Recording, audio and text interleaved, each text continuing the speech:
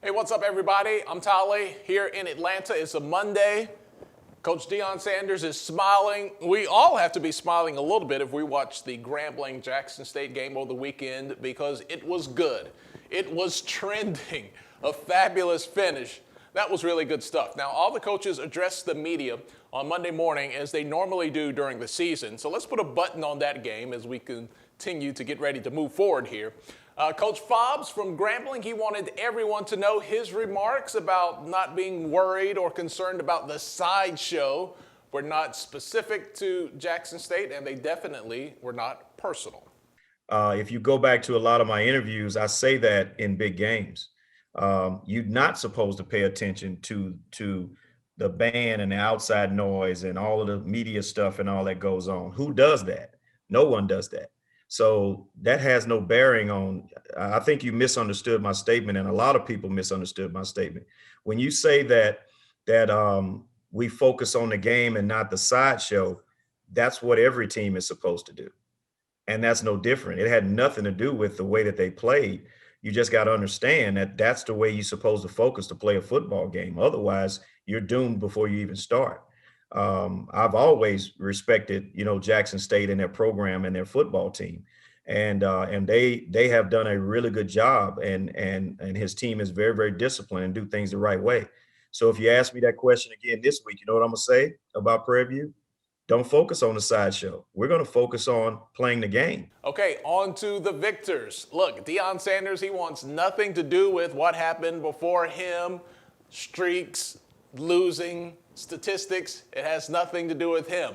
He says he, his staff, his players are worried about getting better, and he has an eye on who could potentially play football on Sundays, and he's looking at both teams. I've been writing notes here from my coaches. We gotta really go to another level. We're trying to be the best we can be. Forget who's on the field against us. If we can be the best that we can be, if we can improve day to day on the little things,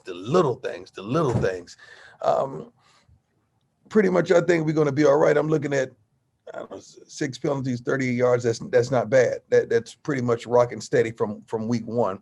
But just some of the little particular things that we improved, third down conversions, all that. We got to get those special teams and got to get the kicking game together immediately.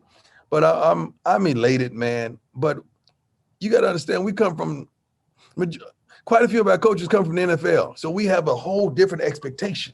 We don't have a HBCU expectation. We have a whole different expectation because we want these kids to play on Sundays. And I saw some kids, not only on our side of the field, but on the opposing side from Grambling, that can play on Sundays. So a pretty big compliment. You go win a big game, not a lot of trash talk there. You're just happy that you won. And then the ability to acknowledge that the other players are good enough and to point it out, because when Deion Sanders says things about football, people that might not have otherwise listened, they sit up and they pay attention. So a nice compliment saying that he saw some professional level players there for Grambling as well. Hey, that was an exciting weekend. Can we top it this weekend? Well, we'll have to see. We'll have the coverage right here at HBCU Game Day. Thanks a lot for hanging out with us. And how about that? Jackson State Grambling trending. Who's going to trend this weekend? I like it. All right, we'll see you guys later.